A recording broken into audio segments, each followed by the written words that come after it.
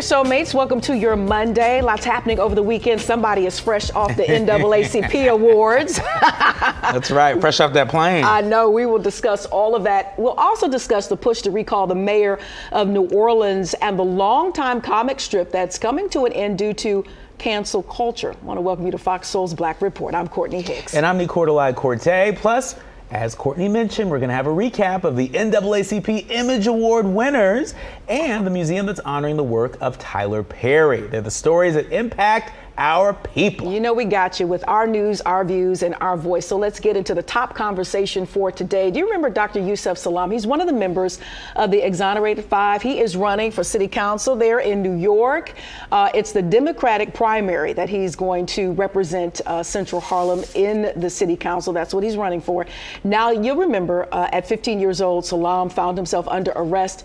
And at the center of one of the most notorious cases in that city, Salaam and four other teens became known as the Central Park Five. After a long legal fight, the five were exonerated in 2002. Salaam spent 7 years in prison for a crime that he did not commit. And I remember when this story first broke, I was a senior in high school, and this was like one of the, you know, for me, it was one of the first of its kind, if you will, because the suspects were my age, you know, and you really didn't get into it until all of the lies and the conspiracy started coming out.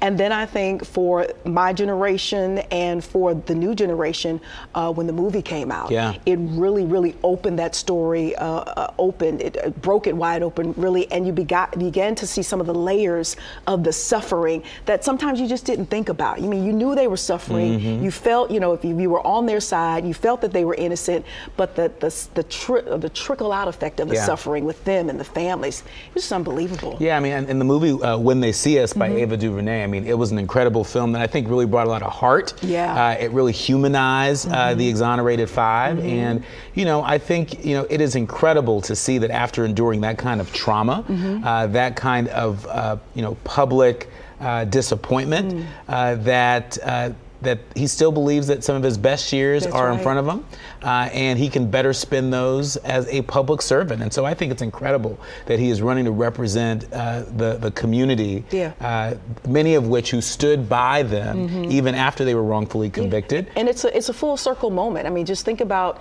you know, putting yourself in power or folks voting you in power and posturing you to address a lot of those policies and laws that failed you. You know, some time ago. I think that to be quite interesting. That's right. Well, speaking of folks in power, it's a plan that's been 6 months in the making. A group is looking to recall New Orleans Mayor LaToya Cantrell. The group is called NOLA Toya, a pun using the mayor's name. And the group says that they want to have the recall election as soon as possible because they say over the past year, Cantrell has been in the middle of too many high-profile scandals. Now, the New Orleans Parish Registrar of Voters has 20 days to verify the signatures. You know, Courtney, we have certainly seen recall efforts afoot across the country, particularly on the state and local level. You might remember California Governor Gavin Newsom beat Larry Elder, a black conservative who was within striking distance of winning that recall election. There are a lot of people that misuse this process to go after their political opponents. There are a lot of people that suspect that Mayor Cantrell in New Orleans is no different.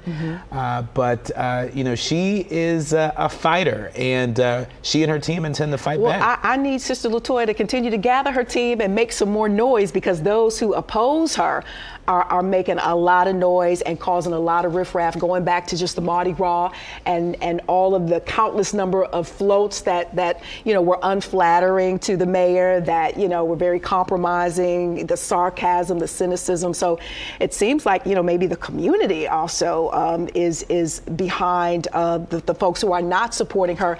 I just need her to rev it up and save herself. I mean, it is always hot and heavy in New Orleans, and it'll be interesting to see how this thing plays out. But I'm just hearing more of her opponents than I am hearing from her, and so that's a little concern for me. And recall elections should be reserved, you know, for really egregious cases. And from what I've read, you know, there are folks that maybe politically disagree with her, or you know, maybe disagree with public statements she's made, or things that she's done publicly. But you know, there hasn't really been a smoking gun that rises to the occasion of, oh my gosh, you got to recall this mayor. That's what elections are for. They are letting her have it, though. They are letting her have it. Yeah. All right. There's speaking of mayors, there's a 1 day to go until Chicago's mayoral election. We have a look at the candidates' last-minute efforts to take Mayor Lightfoot's seat.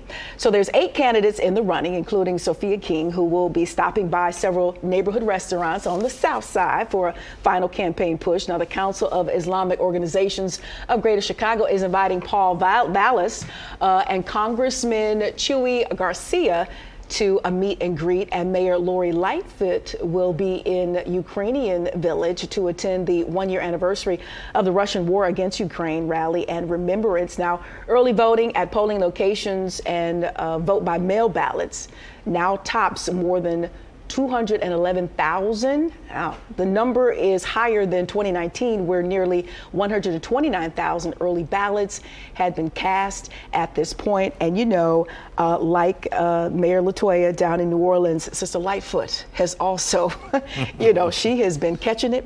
You know, there are a lot of folks in Chicago who are not happy with the way that she's positioned herself, with a lot of issues and a lot of undertakings, if you will, in Chicago. You know, police accountability, you know, the violence that's happening in and around Chicago. I believe this is going to be a tough race. Mayor Lightfoot is a fighter, but it's an uphill battle this go around. Yeah, and it's also important to remind people, you know, Chicago has had a single mayor for a very long time. I'm talking about Mayor Daley, right? And so it's still only relatively recent, historically speaking, between Rahm Emanuel and Lori Lightfoot. You know, they're the 2 newest mayors, and very different, and very different, and very different styles from Mayor Daley, right? But also very polarizing figures, right? And so I think the people of Chicago are trying to find a mayor that's more Mayor Daley-like. And you know, Mayor Lightfoot, you know, doesn't give that affect in a lot of ways. And so it's going to be interesting to see, you know, where folks land. You might remember that Mayor Lightfoot made history as the first, you know, black and openly gay mayor of Chicago. And folks were and are still excited about that and what that means. You know, that daily history, I lived in Chicago a very long time. That daily history is thick, and it's a bit checkered. And I'm hoping Chicago wouldn't want to go back to that kind of energy. But yet again, you know, if they're not satisfied with Mayor Lightfoot's performance and her stance and her position on things, then it may be time to get some new blood in there. And she has some tough challenges this go around. Well, we shall see. Yes, indeed. Moving along, Jared Hobbs, the man who was seen in a viral video being beat by officers, will now have all charges against him dropped. Hobbs' attorneys announced Thursday that the Glenn County DA has dropped all charges against their client and that they'd reached a significant settlement agreement. As for Hobbs, his lawyer anticipates the new developments will help expedite his release from federal custody and probation to a halfway house. Yeah, you know, that was some pretty startling footage that we saw that, according to Hobbs' attorneys, it amounted to sort of gang violence by folks with badges within the prison walls. It was really, really egregious. And, you know, sometimes I wonder, Courtney, you know, we report on settlement after settlement after settlement. What would happen if we didn't settle? You know, if we actually took this case, you know, to court in an effort to push for more significant systemic change within the prison walls? I don't know. As far as our conditioning is concerned, I think that we've just, you know, come to the conclusion that the money either solves it or helps it. You know, for us and our push in our community, it's definitely, you know, somewhat of a Band-Aid. It does, I want to assume, bring some relief, you know, to families who suffer in all kinds of different ways. I mean, you suffer from the loss, but you're also, you know, suffering in all kinds of different ways.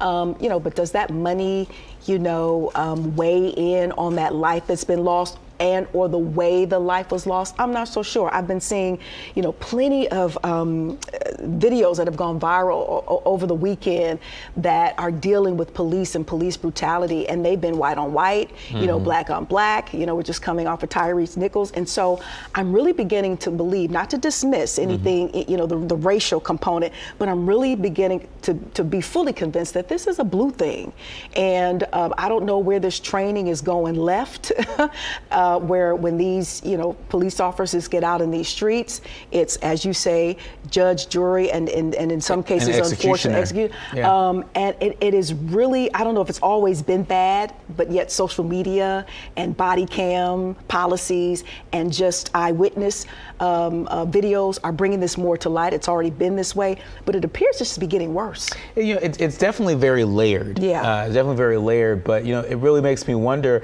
at what point do folks stand up and say, you know what, according to my calculator, we have spent X millions of dollars on police settlements over over a wide period of time.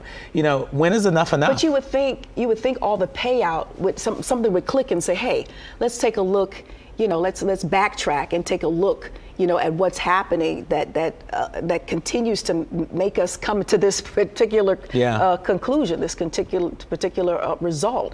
So I don't know. I think because money seems to be such the answer or the Band-Aid, and obviously these cities and municipalities and states, aren't minding, if you will, paying this money out.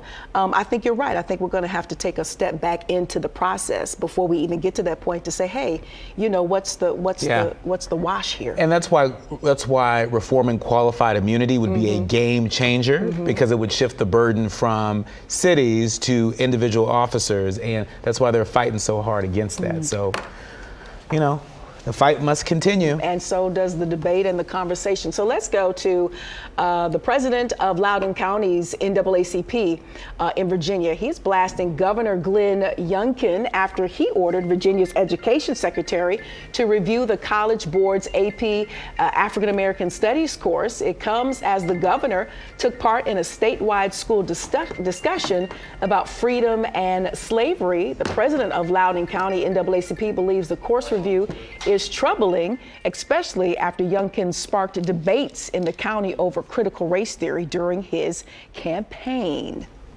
Very interesting here, and I know this is, again, I like to toss to you because this is your jam when it comes to AP, and I've just consistently said, as did Ben Crump, and we'll get to his NAACP acceptance speech a little later, but Black history is American history.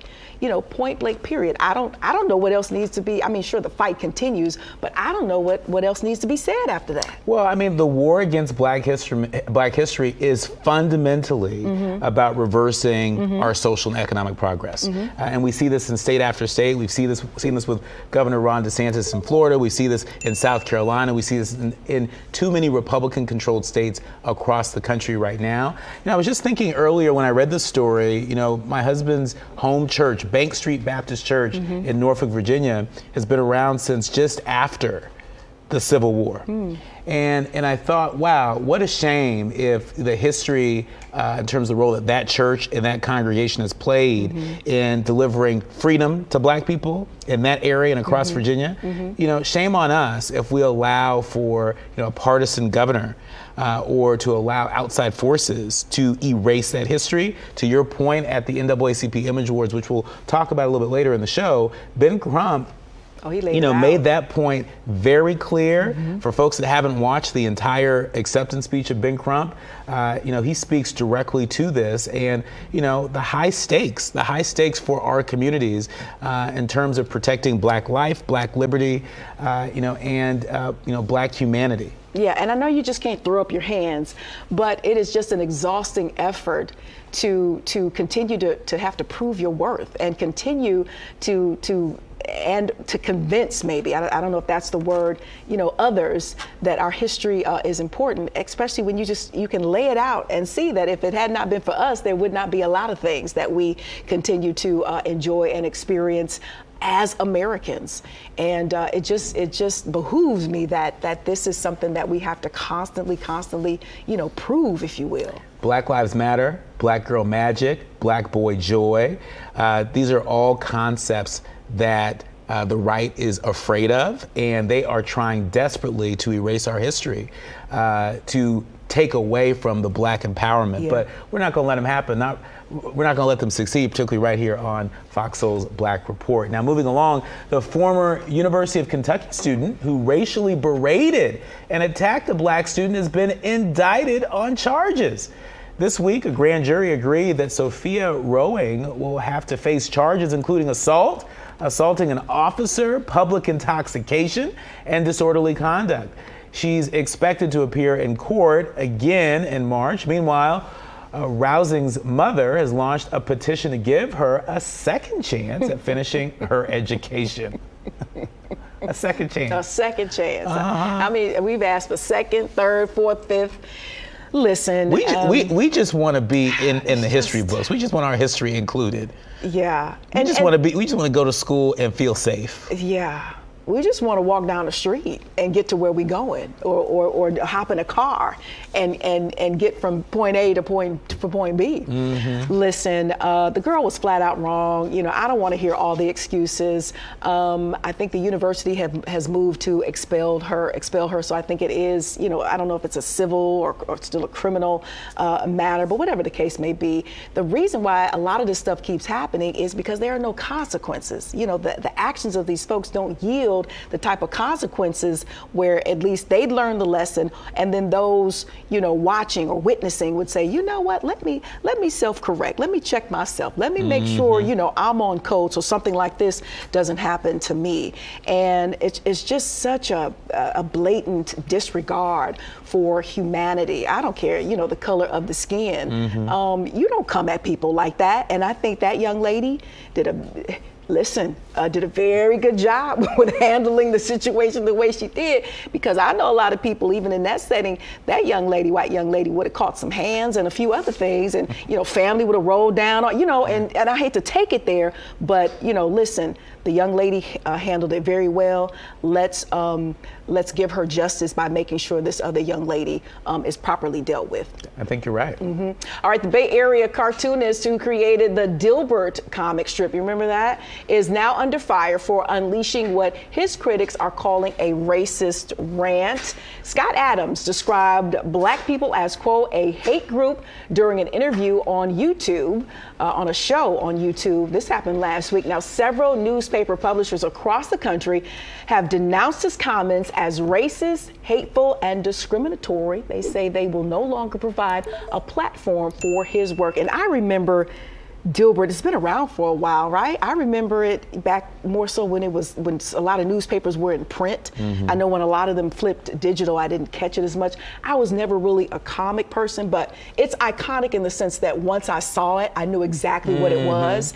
And it's not like Scott Adams hasn't been on edge before with some of his comments. So I'm wondering now why it's such a big deal now. Is because as a society, we're a lot more sensitive with what he's putting out there. You know, as Black folks, as a culture, are we more plugged and dialed in to what folks are out here saying and or alluding about us in our culture? Yeah, I don't think it's just a matter of being sensitive. I just think we're more conscious. The consciousness has risen in this country and around the world, and people have awakened to the racial injustice, to the injustice that shows up as LGBTQ injustice and gender injustice and all different areas of injustice. And so I think people are reading these comic strips, they're reading and consuming content more critically. Yeah. I think it's fundamentally a good thing. It's a good thing. But for Homeboy to call Black folks a hate group, you know, you just gonna have to be careful with what comes out your mouth or what you write about. How is there an uptick in hate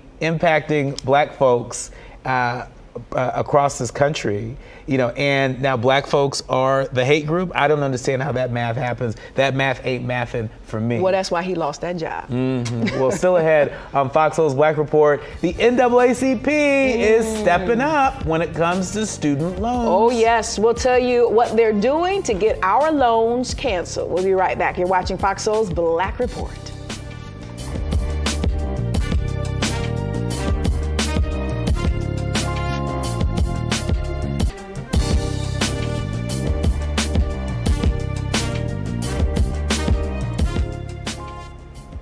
Welcome back to FOXSOUL's Black Report. This week, some 20 groups led by the NAACP will rally in front of the Supreme Court to advocate for the cancellation of student debt, an issue that has increased in debate since President Joe Biden took office. Yeah, the NAACP Youth and College Director Wisdom Cole predicts, quote, generations of people will participate in Tuesday's rally.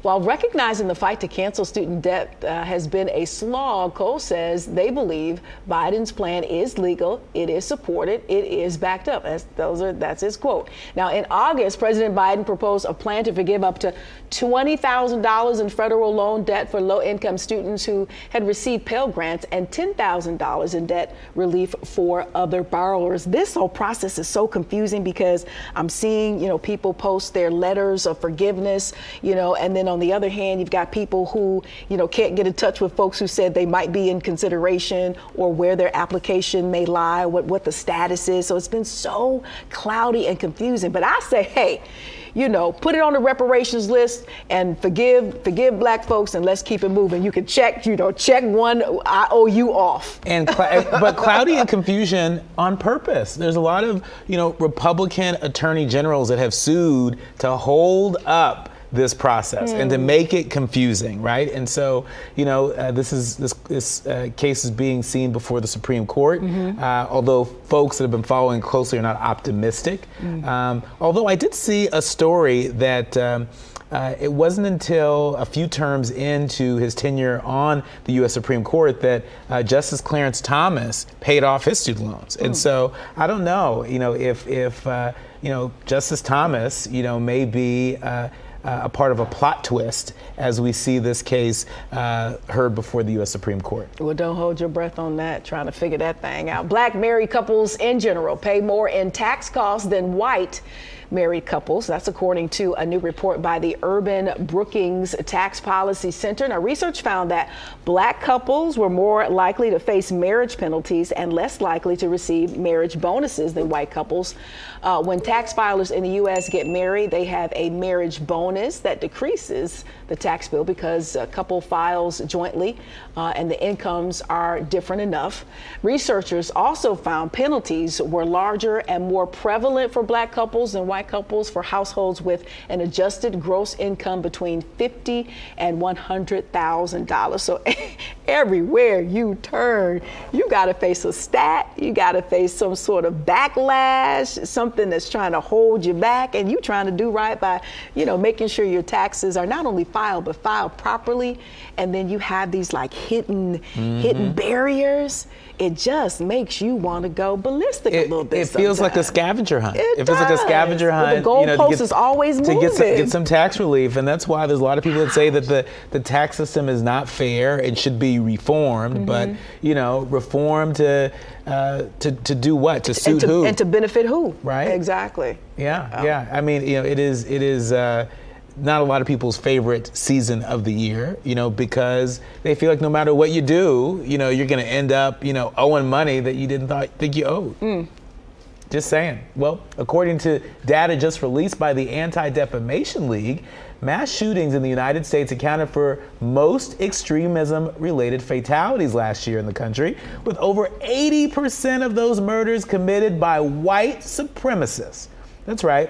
The report showed that 2 mass shootings, one in May in Buffalo, New York, where an avowed white supremacist fatally shot 10 Black people, and another in November in Colorado Springs, where 5 people were killed in an LGBTQ nightclub, accounted for most of the extremist-related murders of 2022. Now, President Biden has labeled white supremacy as poison and called on Americans to reject it. In December, he established an interagency group to coordinate efforts to counter anti-Semitism, Islamophobia, and related forms of bias and discrimination. What do you always say? Water is wet? Water is wet, right? We've been talking about white supremacist violence since 1619. Yeah, I was, looking at the story, looking at some of the stats, and water is this is really no surprise. So, okay, this is understood, this is established. So what are we going to do to continue to address it, to move along these policies policies and laws that will discourage and properly punish those who just violate, and continue to continue to push their agendas forward that are harmful to folks' existence. We're talking Black folks right now in particular. And I want to double click on holding folks accountable. Just following some of the January 6th prosecutions. I don't know about you, but I feel like folks have really not been prosecuted to the fullest extent of the law. I feel like there are folks that are under the jail, for infractions, that pale in comparison, to an insurrection, right? To, really trying to disrupt the election process for the United States. Like sending your kid to a district for better schooling versus somebody who goes and shoots up a church. Right. She's in prison for 5 to 7 years and they get a hamburger, a cheeseburger as they're being apprehended. Just saying. According to a newly updated classified intelligence report, the U.S. Department of Energy has assessed that the COVID-19 pandemic most likely came from a laboratory leak in China.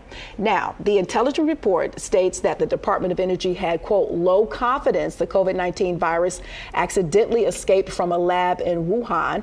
Now, the latest assessment further adds to the divide over whether the COVID-19 pandemic began in China in 2019 as a result of a lab leak or whether it emerged naturally. Now, various intelligence agencies have been split on the matter for some years now. In 2021, the intelligence community declassified a report that showed 4 agencies had assessed with low confidence that the virus likely jumped from animals to humans naturally in the wild, while one assessed with moderate confidence that this pandemic was the result of a laboratory accident. So, Nicordelai, you've got folks from the same area of government saying, oh, maybe not. So, just think about how that adds to the confusion of folks like us who have done what we needed to do to, get on the other side of this pandemic, even though we know COVID is still around, still rampant, still causing havoc.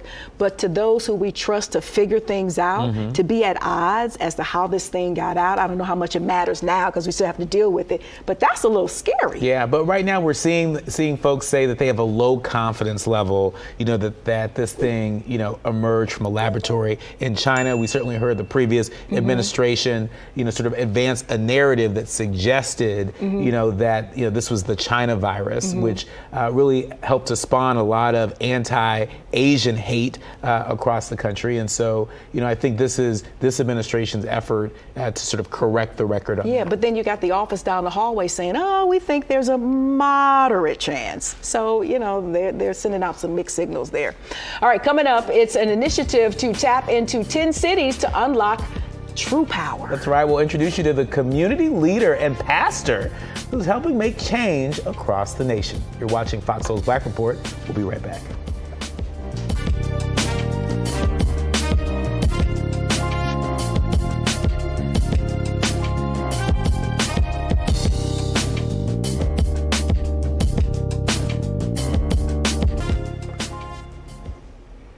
Hey, Soulmates. Well, Dr. Bill Winston Ministries has started a 10-city campaign to bring hope to the hopeless.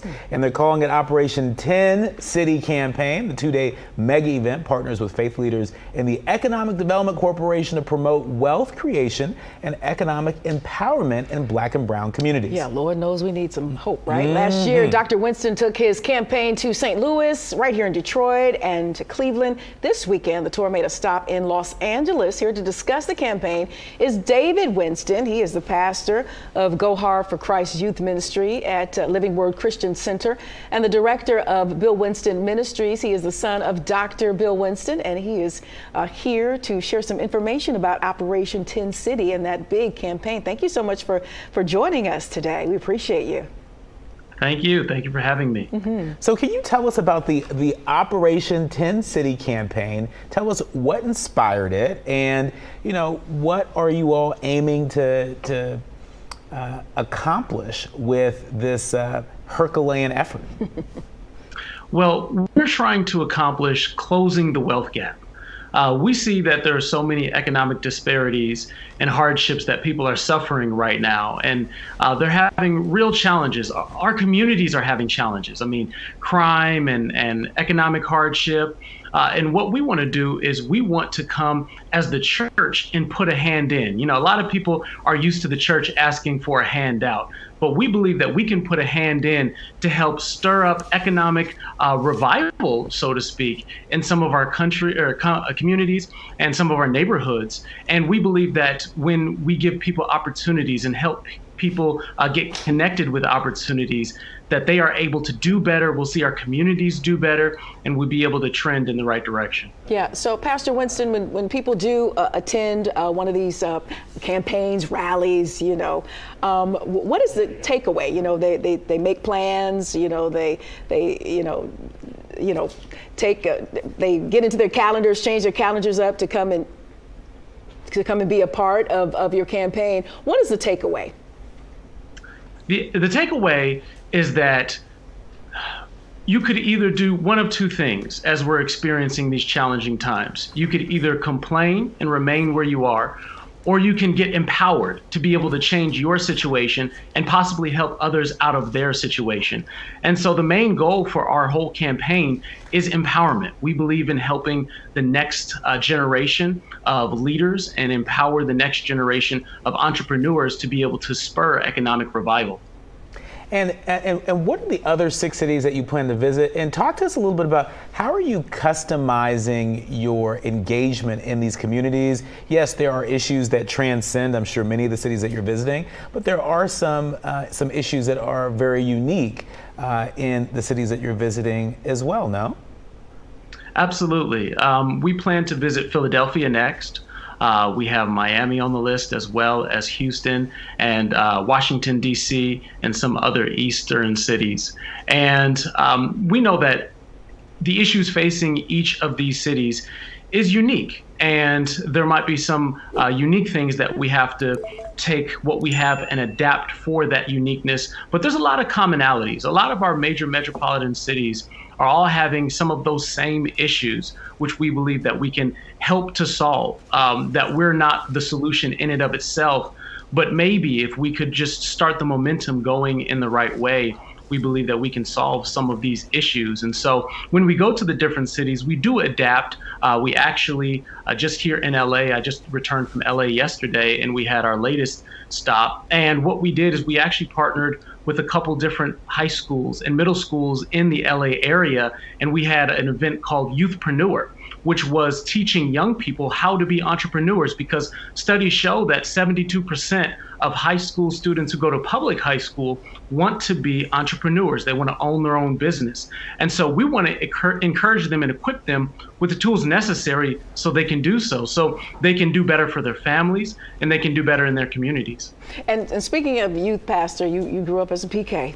And we and we know that can be a very high pressure environment, especially, you know, taking a look at your dad and this living legacy. So as a preacher's kid, and working with Gen X on your campaign, how have you able to pull from that experience maybe to better relate and to bring different kind of strategies to help you to connect and inspire with this new generation, because they do and think about things very differently.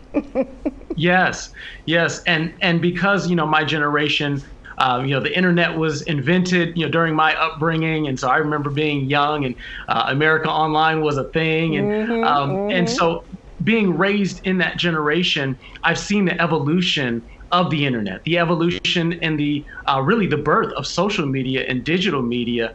And our generation and even the millennials under me, we have such an opportunity because the world is now closer than ever before. And because of social media, because of digital media, we can get out messages like never before. And I believe that we can really use that to our benefit if we make a decision to get out the right messages and spread the right message, not messages of hate or messages of bigotry or prejudice, but messages of love, of hope, of empowerment, and having events like this where we can teach our young people how to be able to use their influence, because all of us have influence, but if we can teach them how to use their influence the right way, I believe that they can reverberate within culture and set a trend going toward the right direction. Before we let you go in about a minute, can you tell us about your book, Authentic? We hear that the streets are buzzing about it, and we want to hear from the source. And so tell us about the book. Well, the book is called Authentic, The Confidence to Be Yourself, The Courage to Release Your Greatness. And I think that's a great segue question, because in looking back at the last question, this book is written out of my own journey, my own story of being a pastor's kid and walking and living in my father's shadow and wondering if I could measure up to do some of the great things that he's done, and feeling a level of intimidation, right? And that's not unlike any of us. Not everybody's a pastor's kid, but I think all of us have felt a level of intimidation when we're faced with our dreams, or there's something in our heart that we want to accomplish, but we question, are we the right person to accomplish the dream that is put in our heart? And this book was born out of that journey, that I help people understand that they are perfectly equipped to accomplish the purpose that they're put on this earth to do. And so they don't have to become someone else. They just have to be themselves, and they'll find that purpose will find them. Oh, Pastor, thanks so much for joining us today. You are now an official soulmate, and we're just going to, keep an eye out on how you continue to, carve out your own path. You're giving me more First Lady today than your dad's look, because I followed your family for years. So you look more like Mom today, if that helps just a little bit. I know there are huge shoes to fill. Thank you so much for joining us today. We'll definitely have you back. Travel safe, and we appreciate you. Thank you. The Simpsons are celebrating a very special Black History Month episode this Sunday, where character Carl Carlson finds out some interesting things about his family roots. Fox's Ashley Dvorkin has the story. I'm new to all this. New to being Black? Yes. I mean, no. In honor of Black History Month, The Simpsons explore the racial identity of one of its long-running characters. In the all-new episode, Carl Carlson rides again. We do honor Carl's legacy on the show, and we did have an earlier episode where we found out that Carl was adopted and raised in Iceland. That was a natural way into that identity story. It was like a lot of people who are adopted are curious about their roots. You think I can pull off the Denzel? In dealing with Carl's roots, you're also dealing with racial issues that come up. So I think there is a probably more direct conversation about race in this episode than we've had on The Simpsons. And there's different ways it comes up with his friends or in dating. Carl is inspired to look deeply into his ancestral history when he becomes smitten with a beautiful Black woman who has strong ties to her heritage. His search leads to the discovery of a mysterious rodeo belt buckle that has ties to his identity. I finally know who I am. He discovers that he has some roots in Black cowboy history, which is one of the undertold stories of Black history, which is that 1 in 4 cowboys were Black. Folks don't always see us as cowboys. I liked sort of enriching Carl's history with it, because the cowboy is such an American icon, and the fact that it's sort of like seen as a white icon, but it's actually like a big part of our history that's much more complicated than that. Writer and producer Lonnie Steele Sostand personally connected to the character and themes in the episode. I'm mixed race. My father's Black and my mom is Jewish. And so themes about like racial ambiguity or like not fitting in, all that stuff is my briar patch, I guess. I've lived with these things my whole life. I'm a Black cowboy. In Hollywood, Ashley Dvorkin, Fox News. We continue celebrating our community on Fox Soul's Black Report. Now time for what happened today in Black history. Today, in the year 1869, Congress adopted the 15th Constitutional Amendment, making it illegal for the U.S. or any single government to deny or abridge the right to vote on account of race, color, or previous condition of servitude. And moving along here on this day in 1988, figure skater Debbie Thomas, I remember her in that cute smile and that great little cute pixie haircut, becomes the first African-American to win a medal. She won the bronze medal at the Winter Olympic Games. And today, R&B singer Bobby Valentino, known for his hits like Blackberry Molasses, you remember that? He turns 44. And Chili, now I remember this from the Grammy-winning chart-topping group TLC, is turning 52 today. We are just getting, it's getting That's your great. sister. That's right. That's your twin sister? That's right, twin year sister chronologically. It's just getting greater later for us Generation Xers. Those are Black History moments for today. And still ahead, we have the rundown on the NAACP Image Awards, the amazing awards, and the winners at and the top moments of that particular night, sir. That's right. Plus one show that's making headlines within the community, the Godfather of Harlem. More when we come back. You're watching Fox Soul's Black Report.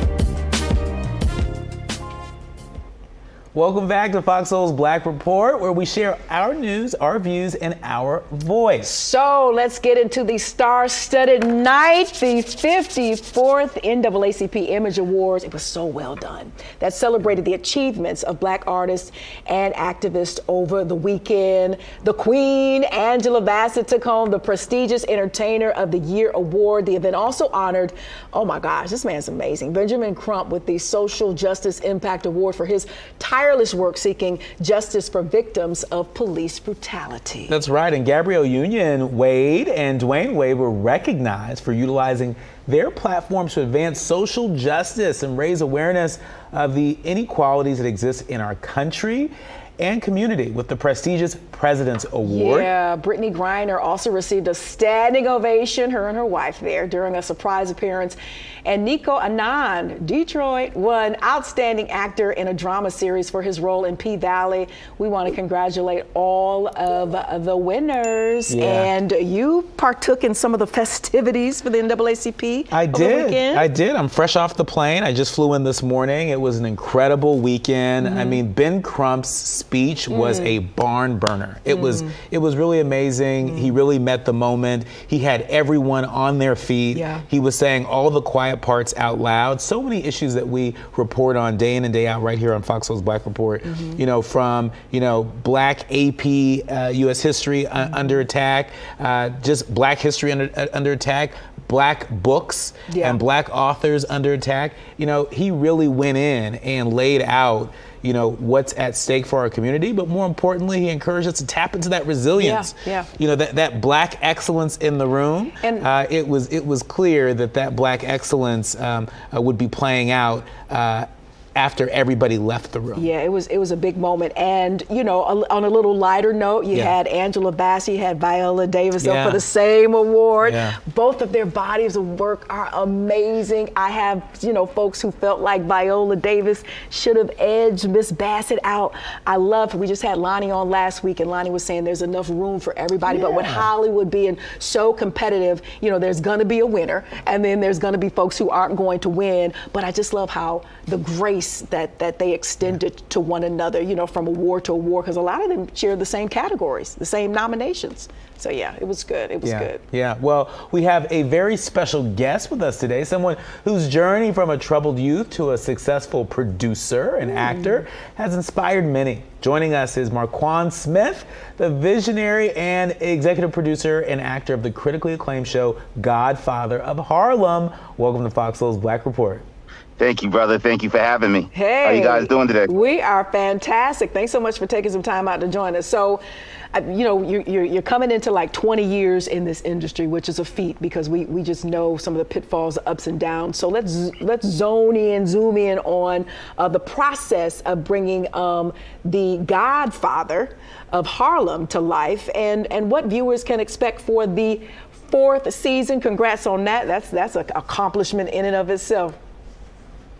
Well, it started off in 2000. I used to go to this, it was a community called Lenox Terrace in Harlem. And if everybody in your audience would know Lenox Terrace, because a lot of politicians, actors, musicians lived in this community. And I used to go every Sunday and have conversations with my godmother. Her name is Margaret Johnson. And if you're watching Godfather of Harlem, Margaret is portrayed by Demi Singleton. She played Serena Williams in King Richard. And Margaret used to tell me these wonderful stories about Harlem, how she used to walk out of a tenement building and smell fresh laundry hanging out of a window, or walk past 125th Street, look up, she'll see James Brown's name on the marquee, or walk past Sugar Ray Robinson's barbershop, she may see his pink Cadillac, look inside, may see Nat King Cole waiting to get a haircut, or even Sam Cooke's voice coming out of a transistor radio. These magical moments she used to tell me every Sunday. She wanted to get the real story of who her grandfather was, whose name was Ellsworth Raymond Johnson. And he was from Charleston, South Carolina. And I made her a promise almost 18 years ago that I would go out there and accomplish that for her. Nice. Nice. Just Friday, we had Lonnie Love on the show, and she was talking about how this industry can be really challenging. You know, this industry is not for the faint of heart. Tell us, what inspired you to pursue a career in the entertainment industry, to have the kind of longevity that you've had in this industry, the kind of longevity you've had with this show is no easy feat. Tell us about your journey here. Well, it started off, you know, I have to really give a shout out to my older brother, Father MC. He started off in the music industry, and he was able to take me on the road and showed me that community was real in every culture, whether I was in Detroit, Chicago, Hawaii, California, DC. You know, growing up where I grew up at, I lived in a little inlet called Far Rockaway. Far Rockaway, Queens, there wasn't too much opportunity for young African-American males or females. So I started getting into theater and movies by just locking myself in a room and watching movies, just drowning out all the white noise that was happening outside, gunshots, sirens, etc. And I started my love for movies from Raging Bull to Once Upon a Time in America with Sergio Leone to Rebel Without a Cause. These platforms allow me to play make-believe and into a world that I just really wanted to know more about, knowing directors, producers, and things of that sort. So that was my way out of staying out of trouble. Yeah, talk a little bit more about some of the challenges you faced during, you know, this journey to becoming an EP, a producer, and an actor. Yo, I'm glad you asked me that question. You know, Godfather of Harlem was definitely a labor of love. It was a tribe behind me, you know. Shout out to Forrest Whitaker and Jim Atchison and Nina Yang Bon Jovi and Pat Moran, Tracy Underwood. I could keep going on. Chris Brancato, Paul Eckstein. You know, we got actually turned down by 3 networks because they didn't believe in our vision. They didn't see the vision. And it was one individual by the name of Michael Wright, who used to work at Amblin Entertainment, which is Steven Spielberg's company. And he came over to Epix looking for a new show. And as the president, you know, this was the first show that they brought in the room, and it was amazing to me, because I tell people all the time, a lot of people want success, but are you ready to eat tuna fish sandwiches? Are you ready to eat ramen noodles? Are you ready to sleep on somebody's floor? Are you ready to call your friend and say, hey, you know, do you have a connect with Buddy Passes? Because I have a meeting at Netflix on Monday morning. You better tell it. You know, so people say they want success, but are you really ready to get success? And, you know, I was always a firm believer you could chase your pension or chase your passion. And I decided to chase my passion. Oh, that's wow. Good. That's good. And you're not alone. You're not alone in chasing your passion. You've worked with many talented artists and actors who've been, who's been your favorite to collaborate with and why? I know it's hard to pick, you know, 1 or 2, but who's been your fave? You know what? I have to say this. Everyone I work with brings a different type of talent, from Giancarlo Esposito to Forrest Whitaker to Vincent D'Onofrio. We on Godfather of Harlem, you know, we're all a family. You know, it's a tribe. We have fun, you know, bringing in Professor Smalls, who is our African-American cultural historian, letting us know the real things, the authentic things that were happening in the 60s. I could even go back as far as saying one of my good friends is Tupac Shakur, and Tupac is no longer here. He was one of my favorite individuals to have conversations with, because we were both roadies on the road. We both were the first one off the bus, last one back on, and we just had dreams as young brown men to achieve our goals. Yeah, we call our viewers soulmates. So, you know, with a lot of eyes on you right about now, what advice would you give to aspiring producers, actors, you know, who are just getting started in their careers? I know there's not one particular formula, but what would you put out there? Oh, I would say definitely learn your craft. And acting is more than just memorizing words. It's about angles, whether you're looking at a 25, looking at a 50. Go to Barnes & Nobles and get Acting for Dummies, Screenwriting for Dummies, Producing for Dummies. So when you're put into that situation that you've worked for all your life, that you know how to work it and being in that room. Because believe me, the wolves are out and they smell blood if you don't know what you're doing. So please learn your craft. Learn it, learn it, learn it, learn it. Our big thanks to you for joining us. Marquand Smith, the man behind The Godfather of Harlem, representing the tribe of folks that are making that show a hit. Thank you for joining us here on Fox Soul's Black Report. Thank you. More when we come back. You're watching Fox Soul's Black Report. The Tubman Museum honors the life and legacy of Tyler Perry with a museum exhibit. That's right. The museum will open the Tyler Perry exhibition featuring his work and life of the filmmaker, the actor, the playwright, the author, the songwriter, the entrepreneur, the philanthropist. The exhibit marks the first time Perry will be featured in a museum chronicling his work and life, which includes 17 feature films, 20 stage plays, 7 television shows, and a New York Times bestseller. That's right. The Tyler Perry exhibition had a private red carpet grand opening gala on Friday and opened a few weeks ago, or about a week ago. The installation will remain at the Tubman Museum through February 2025. So go check it out. Let's go check out this young man here. 37-year-old Jason Arday makes history as the youngest ever black professor at the University of Cambridge, across the pond there. That's right. As a child growing up in London, Arday was diagnosed with autism spectrum, and he only used sign language until he was 11. He couldn't read and write until he was 18 years old, and despite all of that, Arday refused to give up. He went on to receive a college degree in PE and education studies before earning 2 masters, and he did not stop there, continuing his postgraduate studies while also working as a PE lecturer in higher education. We salute him. After requiring his PhD, Arday had his first paper published in 2018 and became one of the youngest professors in the entire UK in 2021, as he worked as a professor of sociology of education at the University of Glasgow's School of Education. Talk about defying the odds. Bravo. You couldn't even read or write until he was 18. Bravo. Are you Bravo. kidding me? That's great. That is amazing. It always seems impossible until it's done. That's it. I love that. That's right. That's right. Well, for the full rundown of these stories and more, you can access Fox Soul's video on demand on any of our partners. You can even access past shows and other Black-centered content. And don't forget to download Fox Soul's app. It's free, y'all. Thanks for joining us today for this conversation. We appreciate you. I'm Courtney Hicks. And I'm Nicordelai Corte. Until next time, Soulmates, stay lifted. Do they still do this? Do they still do this? Sure, we'll do it today. Stay lifted.